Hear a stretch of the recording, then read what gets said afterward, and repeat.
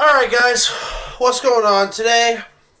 Chat and I have decided that we are going to be recording a video game tier list. So I've compiled a little bit of a list here showcasing the games that came to mind when I thought of not only my favorite games of all time, but games that have impacted me the most. So we're just going to be going down the list that we see here and just kind of going a little bit in depth as to why these games impacted me so much, why I like them so much, and overall why I'm going to rank them where I rank them. In terms of tiers, we have the GOATs right over here, which are the games that I still regularly play no matter how long ago I found them, and games that I still think are the greatest games that I've ever played to this day, which are games that if I had to play them for the rest of my life, or I had to play them right now, I would not be angry about doing so. Now and again are games that I get this ADHD-like spur to just play them for a while. You'll see what I mean later. Not good. These are games that I regret putting so much time into, and I do not think were worthy of that. What the hell was I thinking is even worse than not good. Fucking die tier is just like hell. You'll see what those two tiers are for. For GOATs, obviously at number one, my favorite game ever made, the best video game of all time in my opinion, is Path of Exile 1.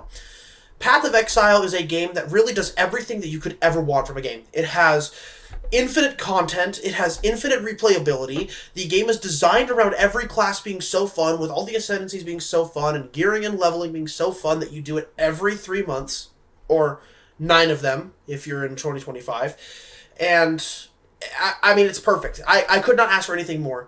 Very complex gearing systems, very complex endgame systems that scare off new players, but in the process create the best system for a game I've ever seen. They take what Diablo 2 set up with health and mana, which we'll talk about Diablo 2 later, and they just evolve it into what I believe to be the greatest system an ARPG's ever had, the greatest way of organizing an ARPG, and there are only a few problems with it. It's not the perfect game, but it's the best game ever made. The two main problems with the game are firstly, the over-reliance on flasks, which even that's been fixed with things like instilling and enkindling orbs, as well as the way that tinctures work. And the second thing is that you're a little bit too quick, but in my opinion, I like how quick you are. I just don't like that because we're so quick, the only way to stop us is to make us slow. That doesn't feel great. Apart from that, I mean, I love every class in the game. The only ones I haven't really put that much time into would be the Shadow and the Scion. I've played one run through each one, but every other class I've played at least 2 or 3 times. Marauder like 9 times, Templar like 4. And I mean, every class is fun. There's new builds I do every time. The game will never get old for me. It's just the best video game ever made, and I love Path of Exile to death. Man, it's definitely number 1 on my list. Number 2, and the best fighting game ever made, and up until about 2 years ago, the best game I ever played, was a game I started playing when I was 4 years old. Ultimate Marvel vs. Capcom 3. This game has 50 characters. All those characters are so unique. The way the systems work is beautiful. People complain about X Factor all the time. I think X Factor is nothing but a positive for the game, because I think as a system it encourages you to really value your anchor more than the meter system already does, and I really think that the X Factor adds a lot to the game in terms of how it feels and the spectacle of it all. The only negatives that come from X Factor are how it interacts with specific characters, but I would say that's a flaw with how characters like Virgil are designed, and not exactly a flaw with the system itself. You could play this game for the rest of your life with 0 problems. There's that much to do. In my opinion, it's more replayable than Path of Exile, despite having technically less content. The team building, assists, ways that you do meter, they're all perfect. I mean, there's a reason I've put together a 150 slide PowerPoint just on how to play this game, because it's very difficult. It's a very high-level game, but man, do I love it. This is the perfect fighting game. It has the speed, it has the full defensive suite that you'd want from a fighting game, it has all the fundamentals of a 2D fighter that make Capcom. It has Marvel characters such as Magneto and Doom that really add a spice that no other fighting game could ever have, not even games like Guilty Gear or BlazBlue. I mean, Ultimate Marvel vs. Capcom 3 is a game that will never be made again. It is a type of game that will never be made again. And it is a feeling of a game that will be never made again. I fucking love it. The game's incredible. For Balatro, I'm going to put it in now and again. This game is incredible. This game is phenomenal, and I still love it, and I still play it pretty frequently. 10 years from now, I don't think I'll be playing Balatro that often. It will be a game that, as we'll talk about later, is one of those games that I get that itch to just play. And while I love the game, it's not something I'm going to be playing regularly. The way that jokers interact with things, the way that you can actually build your deck, and obviously I love poker so much, so having a game that just modifies poker to an extent that we've never seen before truly is something that's incredible. Combining that with a roguelike and really building off of the roguelike deck building precedent set by Slay the Spire was a genius decision. That really just helped the game grow and really just helped the game be better. I mean, I fucking love Balatro so much. That game is perfect, in my opinion, for what it was going for, but it wasn't going for something that gives me as much time or enjoyment as PoE and Ultimate Marvel 3, because it's far simpler, far less complex, but also leaves me wanting a little bit more when it comes to long-term satisfaction, which is given by the things in the GOAT tier. For Doom, I'm also going to put it... Oh, that's Factorio. For Doom, I'm going to put it in Now and Again for the same reason. Every year or so, I come back and I replay the Doom campaign, and I love it. I mean, high impact, glory kills are fucking awesome. The weapon system with upgrades and how you go about it really feels like it gives that player agency. The game's not hyper mobile. I don't feel like I'm too quick as I do in Doom 1 and 2 when I'm always running with the Always Run. When I have Always Run equipped in Doom 1 and 2, I almost feel like I'm slipping and sliding all over the place. Doom 2016 feels consistent, it feels snappy, and the guns are incredible. There is not much I would improve from Doom 2016. And if you're asking the question, why the hell isn't Doom Eternal on here, it's because I really didn't put that much time into it. I only played for about maybe 11 hours. And with Doom 1, or Doom 2016, I guess, I have about 160, so quite a little bit of a difference there. The reason why is that I just didn't like playing Doom Eternal on a controller. So that's why I'm working on the Doom video that I'm doing now, so that I can eventually get more time in on Eternal on a keyboard and see just how good the game is. But Doom 2016, phenomenal boomer shooter. The best mainstream boomer shooter ever made it, in my opinion, until I play Eternal, and eventually until I play the Dark Ages. But yeah, that's how I feel about Doom 2016. I really think the game is great. I don't think there's much I would have improved on.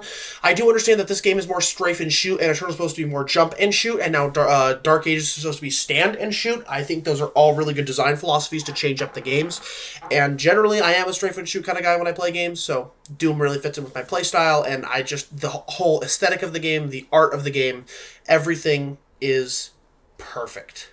So, now, Factorio is to this day, I love this game. This game is Autism Simulator. Feel completely normal? Feel like you've never had autism in your life before? Cool. Play 100 hours of Factorio and come back to me. This game is much like Path of Exile in that it feels never-ending, but unlike Path of Exile, it does not have the complexity in your character to make you feel more powerful. The complexity instead comes with what you're interfacing with, which is the factory. I feel like if Factorio made me feel more powerful the way as I went along the game in a better way than it currently does, then I would put it in GOATS tier. For me, the main problem is that I feel like my factory is more powerful and not me, which I understand is what it's going for. It's just that I like feeling powerful, and I like feeling like I have agency and mastery over a system. And progression is huge to me, and I think this game does progression very well. It's just not player-sided progression, it's achievement-sided progression. But Factorio does that very well. Very complex systems. I like the way it handles research with the different types of flasks that you have to put into the machines, with the different colors, different ingredients, and fully automating those in logic chains is all very fun. I really like the game, and it is the perfect autism simulator, and something to this day that I still throw on in the background every now and again while I'm having a conversation with friends or while I'm watching a big YouTube video. I just love to play Factorio. I mean, there's not much more I could ask for from a top-down game that wants to do what Factorio does. It's perfect for what it does. And speaking of perfect what it does, Terraria goes into this day. Terraria does have the player-sided progression, but unlike PoE, I feel a little bit more confined in what I can do in the game, which is fine. It's not supposed to be as replayable, or it's not an online experience the way that PoE is.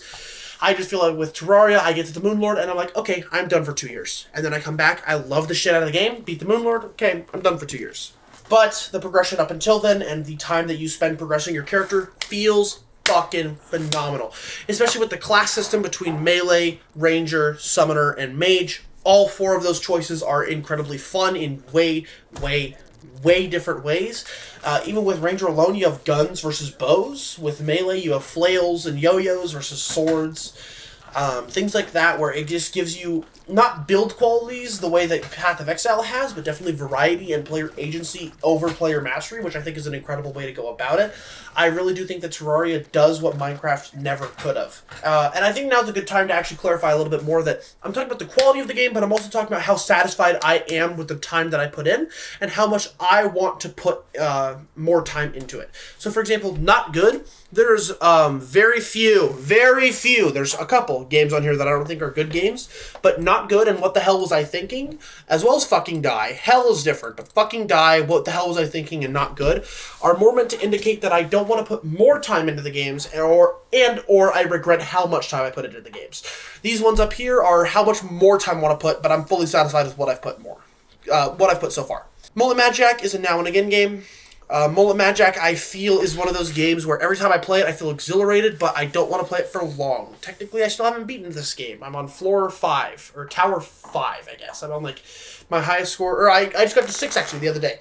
I'm at, like, 68 is my highest right now. And I really like how this game feels. It's just, I feel confined, and I feel a lack of player progression. Predominantly, this is because I just pick up the sword or I pick up my gun, upgrade my gun, and then the items I don't feel are huge, as they are in some other roguelikes. But the quick moment-to-moment gameplay is incredible. I'm just not too eager to put in time as a main game for me. It's a really nice side game and something I can just casually essentially play with one hand holding W and then right-clicking a lot. It's great. It's fun. Postal 2 is a GOAT. This game is very unconventional for me. It does not meet my standards of player progression. It does not meet Factorio's achievement progression. It does not beat Marvel's mastery of skill. But what it does do is makes me feel like a fucking genius with how much shit you can do, and how every time I replay this game, I find something new. I find something that I didn't discover before. I find a new way to beat this section. I find a new way to do this faster. All of that makes it feel like Postal 2 is still an evolving world 23 years later. This game is perfect. It may be a little bit vulgar, it may be a little bit obscene, but so am I, motherfucker. I love Postal 2. There will never be a time that I'm not playing Postal 2, at least in some capacity. Even on my laptop, I still run the game pretty frequently. The game is incredible, and it might not ever leave my rotation. I absolutely love Postal 2, and if you haven't played it, I really think you should give it a try. The game does so much with its storytelling, as opposed to having a really linear, really narrative-based game. As I was saying, the day structure really does allow Postal 2 to display its gameplay and narrative in a way that no other game has ever matched for me. And I think that the ability to do something that unique and have that many weapons types with shared ammo, shared things like that, as well as the way that difficulty scales in the game, really does allow Postal 2 to be a unique type of game that I've never felt matched before. And the fact that I've never found anything else that matches Postal 2 is part of what makes it so good for me and why it is my GOAT. Or one of my GOATs, I guess. For Stardew Valley, this is going to go into what the hell was I thinking. This is a phenomenal game. This is a 10 out of 10 game. I don't like farming sims. I don't know why the fuck I put so much goddamn time into this game when I was 12. This game took over my life when I started middle school, bro. And going back to it, it's like, this is a good game. I'm not going to put more than 10 hours into it ever again, though. I have no desire to play this game all the way through again. I have no desire to put as much time as I did, and I kind of regret putting as much time as I did into it, because I just don't find enjoyment out of it, and that's why I quit. It was boring to me. Not to say it's a bad game, it's just that I find farming way more fun in PoE than I do in Stardew Valley. Not saying anything bad about the game. I have nothing bad to say about the game. It's the perfect game in this genre. I just don't like this genre. I've never played another farming sim that I like. So Stardew Valley does something right in getting me to play a farming sim in the first place, but it's still a farming sim. It's not perfect for me. Black Ops 3 is a GOAT, exclusively because of zombies. I will say this now, and I will say this every day until the end of time. BO3 Origins is the best version of Origins if you are not doing the Easter egg. If you want to get on the game, build the staves, and play the map, BO3 over BO2 every goddamn day. Every goddamn second. The new mob remastered, it's on par with BO2 in my opinion. I like the mob remaster mod. And then on top of that, you have Horizon Drac, the best map ever made. Shadows of Evil, the second best map ever made. Origins is on it in the best version, I think, and that's the third best map ever made. And now you've modded in the fourth. On top of that, you have the 5th best map, Goron Trophy. The only weak points here are Zetsubo and Revelations, as well as the giant parts of Chronicles, such as Shinonuma. Or not Shinonuma, Ascension for me. Where I think that there are some things where I think the Giant and Ascension are the worst versions of their maps ever made. But I also think that that's kind of okay, because they're just not BO3 maps, which is totally fine. But having Chronicles and having 3 of the best maps ever made come directly from the game, with another being added in the Chronicles DLC, really is what makes BO3 my GOAT in terms of Call of Duty. I never played this game for the campaign. Horrible campaign. I never played this game for multiplayer. Mid multiplayer. But the zombies alone, I still play BO3 at least once, if not twice a month. The Binding of Isaac Repentance is to this day. Okay. Repentance is a wonderful DLC that fixed what Afterbirth Plus was. If Afterbirth Plus was still in the game, it would be in fucking die tier, but it's not. So we're into this day. Repentance adds so much to the game by adding the After Kill or whatever, or Killbirth. I don't fucking remember what the mod was called. Phenomenal DLC. The game's already great. You already have played Binding of Isaac. If you haven't played Binding of Isaac, I doubt you found my channel. This is a fucking phenomenal game. Binding of Isaac Repentance really just does give you that feeling of having always more around the corner. Even when you're on a Dead God file, you do feel encouraged to run through another Dead God and just see how much quicker you could do it compared to your original one. I mean, Binding of Isaac Repentance is just a phenomenal game. Rebirth was a phenomenal game. Afterbirth was a phenomenal DLC. Afterbirth Plus was fucking atrocious. I hated that DLC, but Repentance really brought the game back, and I think it is in contention for the greatest roguelike of all time. Speaking of contention for the greatest roguelike of all time, Nuclear Throne does not win it. Nuclear Throne is the hood classic in many ways. What I think Nuclear Throne does well is movement. I feel quick on my feet. I feel like I'm able to actually fight the enemies, and I feel like I'm able to engage with the character's abilities very well. What it does poorly is still having cheap deaths. Unlike PoE, where the speed is a good thing and makes me feel like I can dodge attacks apart from being stunned, in Nuclear Throne, I still feel like I get hit with things that I shouldn't have gotten hit with. But it's still fun to come back to the game, start a new file, and get all the characters, get everything back, hit the Nuclear Throne, and restart. It's just not my forever game, and that's totally fine. In many ways, it's lacking a lot of features that set it apart. Binding of Isaac, you only shoot 4 directions, you have to deal with problems in that space. Gunfire Reborn, you're dealing with a 3D roguelike, that's a first-person shooter. With Enter the Gungeon, you have a dodge roll. Nuclear Throne doesn't really have any of this. It's just move and shoot, because it is, in many ways, what started the pathway that Enter the Gungeon, Gunfire Reborn, and Risk of Rain went down later on. Does that mean that I hate the game? Absolutely not. I still think the game is an 8 out of 10, and I still think that it does so much better than later roguelikes. Like, I think it has better character selections than Enter the Gungeon does. I think it has better character selections than Flash Isaac does. But Rebirth and onwards does beat this game. The things that I feel it lacks in is enemy fairness compared to toughness, and I also think it lacks in weapon selection sometimes, because I almost always just pick a bullet weapon and then some other thing that does a lot of damage with a modifier on it. Which is fine, just not how I prefer to play roguelike. Enter the Gungeon is a to this day game. Characters are not very good in this game. I almost always just pick Pilot, Marine, Bullet, or Gunslinger. I never touch Convict. I never touch Huntress. I never touch Robot. And I very rarely touch Paradox. But the bosses are incredible. Dodge rolling is incredible. Weapon selection, incredible. Synergies, incredible. Unless you're playing Gunslinger, that character makes the game 10 times fucking easier than it needs to be. Gungeon is great. The mods are great. There's very little I can complain with here. The only reason it's not in GOAT tier is because the characters aren't wonderful. If there was better character selection and I felt like the characters were more unique, whether that be through unique abilities or if their passives just did more and influenced how they played the game later on, then I would like it. My favorite thing about Enter the Gungeon, though, is the unique paths that each character has to go and kill. I think that's wonderful design. Alright, so let's bang the rest of this out. Gunfire Reborn, not good. The game's enjoyable. But oh boy, does it lack a lot of what makes a good roguelike. It's not infinitely replayable. Things get very repetitive and very tedious very quickly. I feel like there's very clearly gun metas at all times, very clearly character metas at all times. Name a single motherfucker who plays a dual-wielding bitch over the bunny. The game is very set in stone of what you do. I haven't played the new expansion, but yeah, it's a very enjoyable game for your first 100 hours or so, and then it falls off a goddamn cliff once you feel like you've discovered everything. A good roguelike should have you feeling like you haven't discovered everything until 1,000 hours. This game has you feeling that way after 80. That's why I don't put Gunfire Reborn any higher than this. BioShock is a now and again game. It's very fun. Feels outdated to me. Maybe that's just the PC port of it.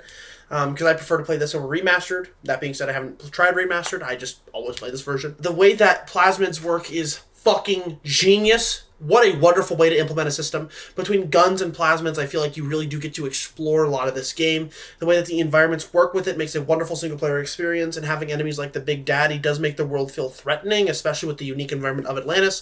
I mean, the game is just fucking perfect. Oh my god, I love BioShock. The reason it's not any higher is because the game does feel a little bit cut and dry, where you play through and you're done, which is perfect. That's what makes it so good. Same with Doom. But anything like that, I'm not going to be putting to this day in GOATs for those. So, yeah. BioShock, wonderful game.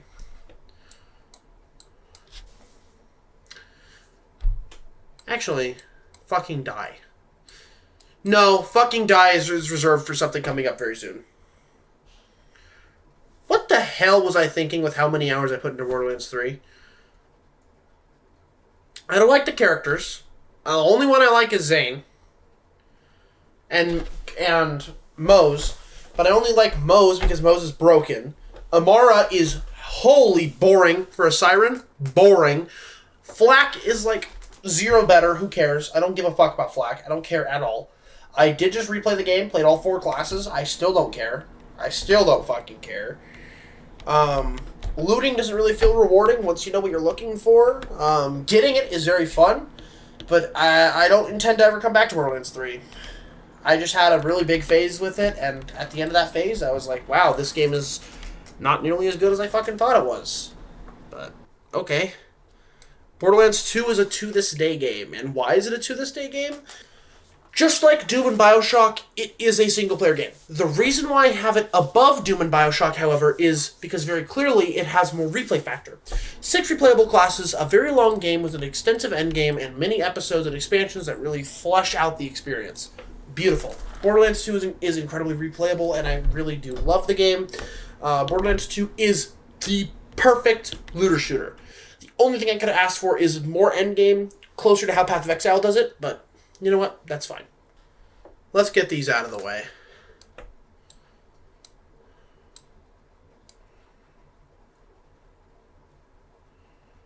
Is that everything? Ah. Alright, so for these two, these are in fucking die tier because they either were great or took great series. So Destiny 2 was great around the time of Forsaken, around the time of Witch Queen, and kind of around the time of Final Shape. And Diablo 3 was incredible when it was Diablo 2, which we'll talk about later. With these two games, the reason that they're in fucking die tier is because they took something incredible and made it mid. Not bad, mid. And I don't fundamentally disagree with either of the design decisions that are the core of this game. I don't disagree fundamentally with how these games are made. I do disagree with how content is handled and how progression is handled in both games. Especially in Destiny 2, but also in Diablo 3. I put them both in fucking die because they made these franchises fucking die. Hell tier is reserved for 2 fighting games, Tekken 8 and Guilty Gear Strive. The 2 games that have single-handedly killed their respective series.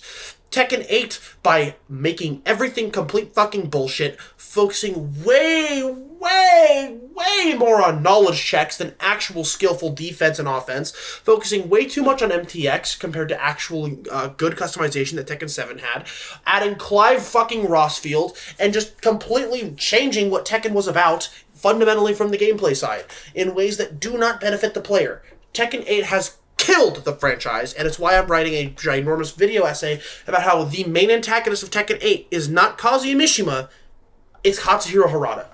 Fuck Tekken 8. Guilty Gear Strive has killed Guilty Gear. What is Guilty Gear about? Being very quick, high mastery, aggressive.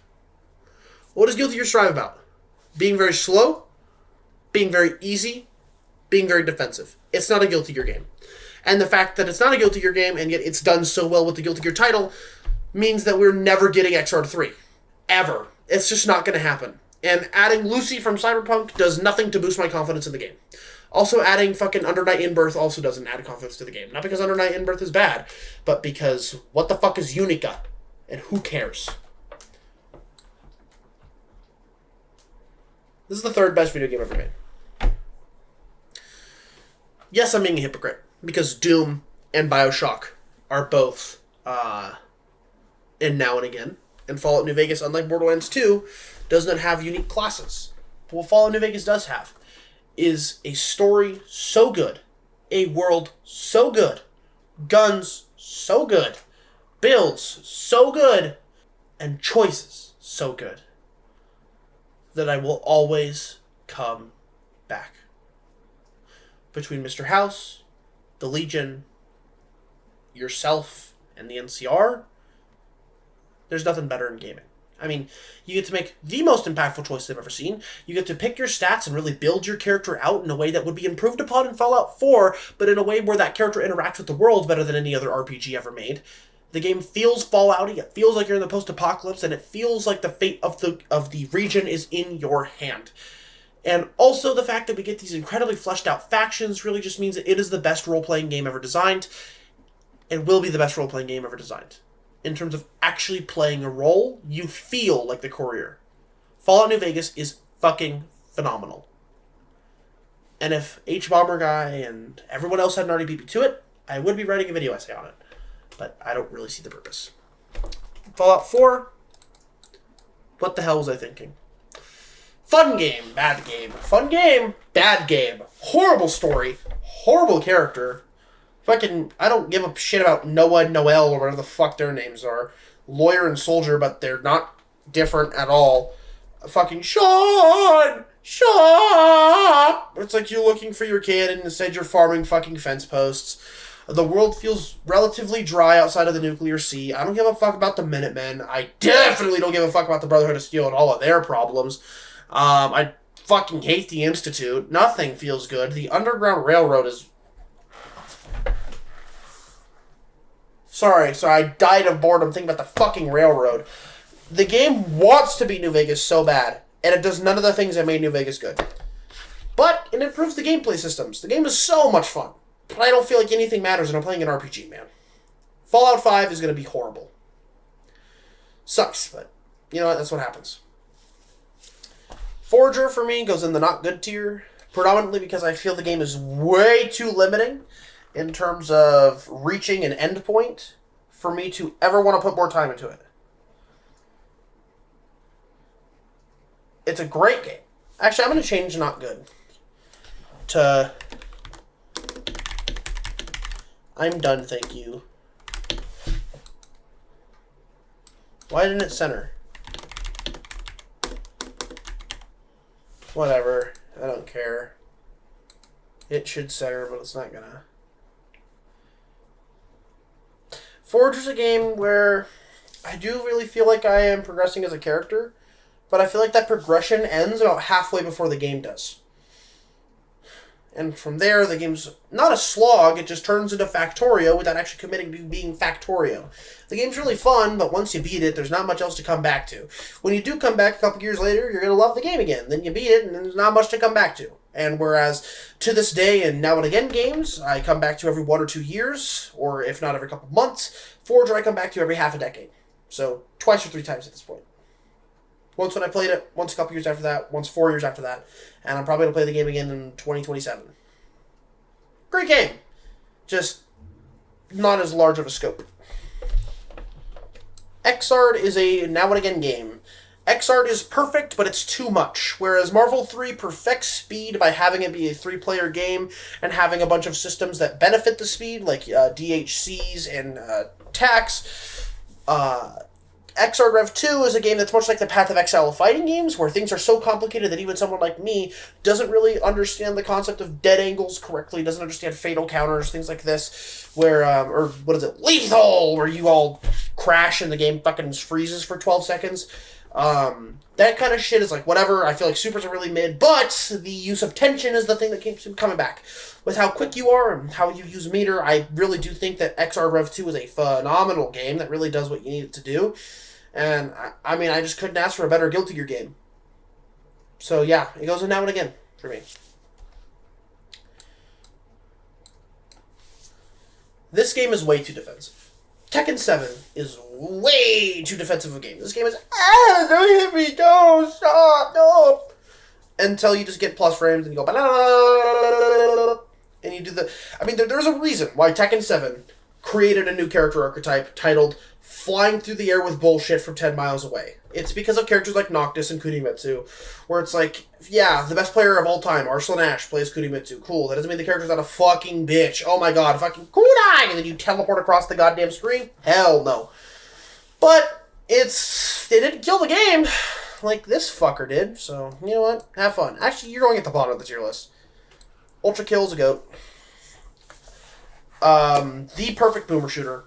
It's quick, it's responsive, it has player mastery and player agency over what weapons you want to use, as well as how you combine the weapons' abilities to get the best out of it compared to your enemy types.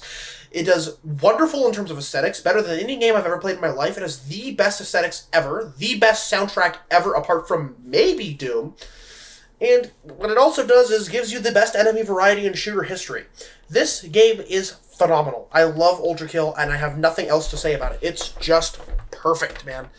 It's just perfect. I still hop on D2R and play Sork and Barb and Templar. Diablo 2 is the game that created Path of Exile, essentially. And my main problems with the game are that it just doesn't have an endgame on the tier of PoE for me. If it had a PoE endgame, I might play more than PoE. Actually, that's not true. If it had PoE's endgame and gearing system, which then it would be PoE. Diablo 2 is a wonderful ARPG campaign experience. It's what PoE 2 should have been in terms of feel for me. And, I mean, I just love Diablo 2. This is going to be my lightest section. I have nothing else to say. Other than Minecraft, this might be my lightest section. Because, I mean, what the fuck else is there to say? It's fucking Diablo 2, man. It's Diablo 2. I can safely say that I'm at a point in my life where I do not plan on coming back to Minecraft again. Great game. Wonderful game. I might come back for Bed Wars. But in terms of single-player games, or Hypixel Skyblock, but in terms of a single-player game, and what Minecraft was intended to be vanilla-wise, nah, I'm good. Great game. We all know Minecraft, but I've played enough of it in my life. I played like 1,000 hours. I don't need more.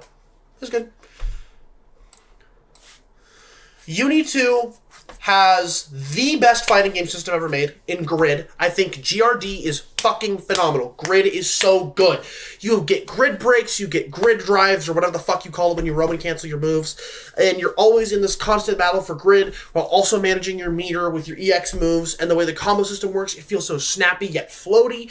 The game does not feel too aggressive despite having an air dash. The game doesn't feel too slow despite lacking a traditional air dash where you go da-da-da, and characters not having the most insane movement speed. You can be both aggressive and defensive in a way that does not harm the game. In fact, it only benefits it.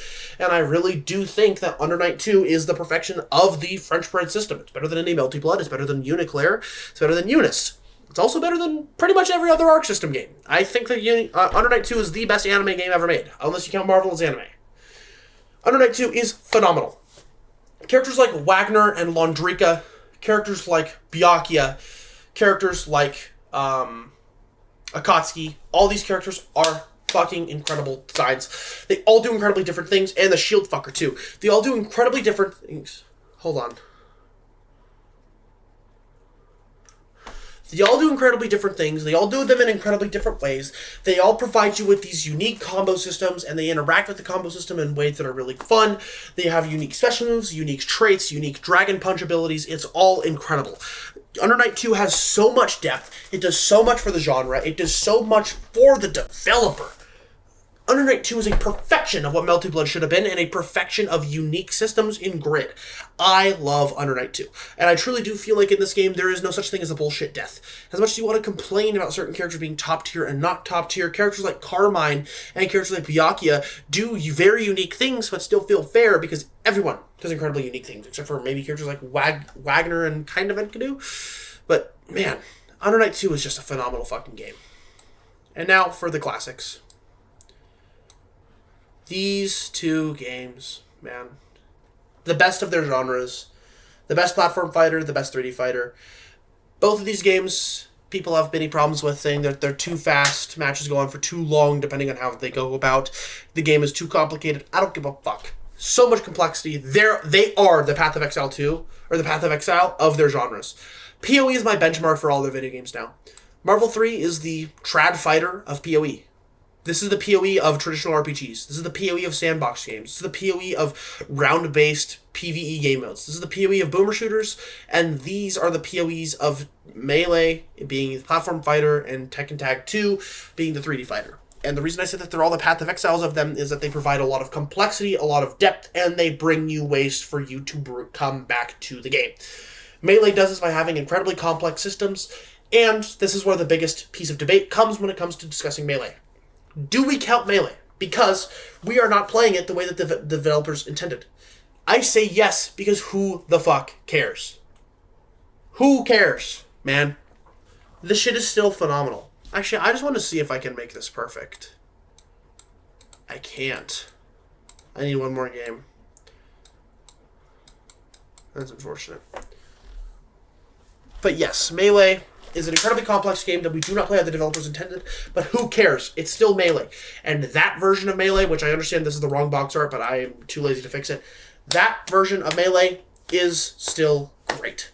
And that version of Melee, the one that we all play, is a 10 out of 10 game, the best platform fighter ever made, will never be beat. Better cast of characters than Rivals of Aether, better gameplay than Rivals of Aether, better gameplay than Nickelodeon All-Star Brawl, better game than fucking PlayStation Fortnite Battle Royale, whatever they called it. The best in the genre. Tekken Tag 2 provides you the depth and the complexity of Tekken 5 with the all-inclusive, massive character roster of Tekken Tag 1 with the modern Tekken feel. Tekken Tag 2 was the turning point in which the game started to go downhill, but I think it was the last hurrah for Tekken. The game underperformed, but who cares? It's my favorite Tekken game of all time and my favorite 3D fighter of all time. Tekken Tag 2 is a phenomenal game. Point blank. And that's my tier list for my favorite games of all time and how happy and satisfied I am with the time I've put in, and starting from now and again and up, how much more time I want to put into them. I think that these games are all phenomenal in their own ways, and I think, except for these two, these games fucking suck, and these two are horrible in many ways. These three are mid, in my opinion. But from here up, I love these games to death. And I think that all of the games on this list are 8 and above, unless you count the bottom 4. But yeah, that's my tier list. Tell me what you guys thought in the comments below. If you agreed with the video and you thought I was entertaining, then hit like. If you disagreed with the video and you didn't think I was entertaining, hit dislike. It's totally fine. I like to receive the feedback about what I should be doing and what I shouldn't be doing. And make sure to subscribe so you see more yapping content like this. If you want to see more formatted yaps about things like Tekken's main antagonist being the developer and not actually a character, comparing Path of Exile to Destiny 2 to see what the two games got right and what the games got wrong, and actually pretty soon me training with one of the best Apex players in the world to see just how bad the current state of Apex is. Subscribe to the main Hadakai channel, link down below. If you want to catch videos like this, where I just yap like this, but you want to see the recording of them live, then come to twitch.tv/Hadakai. Other than that, I hope you guys have a wonderful night, morning, or afternoon, depending on when you're watching this, and a wonderful weekend, no matter when you're watching it. Thank you. Have a great rest of your day.